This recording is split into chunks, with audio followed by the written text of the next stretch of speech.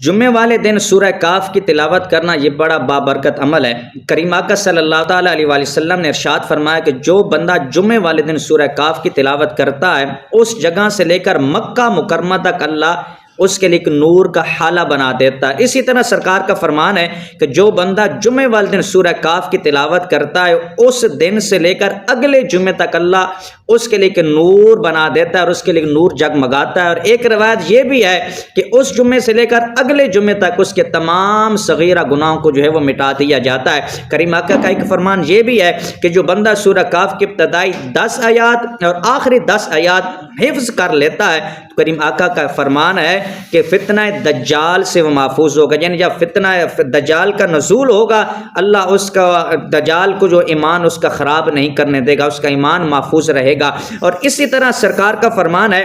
کہ جو بندہ سورہ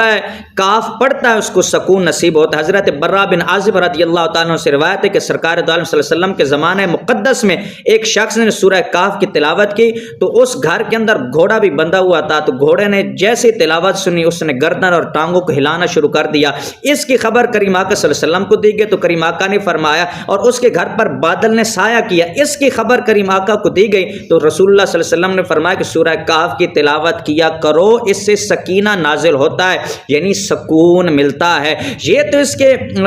فضائل ہیں، لیکن اس کے وظائف بہت زیادہ ہیں۔ اس کی وظائف کی بڑی برکات ہے کہ جو بندہ سورہ کاف کی تلاوت کرتا ہے کر سے نجات، دشمن کے زبان بندی، رفع غربت یعنی غربت ختم ہوتی ہے، ظالم سے نجات، اور اسی طرح یہ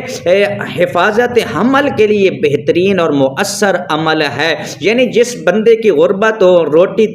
کھانے کا مسئلہ ہو، تنگی ہو، رزق کے لیے پریشانی ہو، بزرگ فرماتے ہیں مسلسل 11 دن وہ سورہ کاف کی تلاوت کرے عشاء کی نماز کے بعد اور اللہ تعالیٰ کی بارگاہ میں دعا مانگے تو اللہ اس کے لیے رزق کے خزانوں کے دروازے کھول دے گا۔ اور اسی طرح جس بندے پر قرض اور قرض ادا کرنے کا کوئی طریقہ نہ آ رہا ہو، کوئی اسباب پیدا نہ ہو رہا ہو، تو وہ بندہ جمعے والے دن سورہ کاف کی تلاوت کرے، 2 رکعت نماز نفل ادا کرے اور اللہ کی بارگاہ میں دعا کرے تو اللہ اس پر کرم فرمائے، قرض ادا کرنے کے لیے کوئی اسباب پیدا فرما دے گا۔ اور جس کسی کا گھر ہو،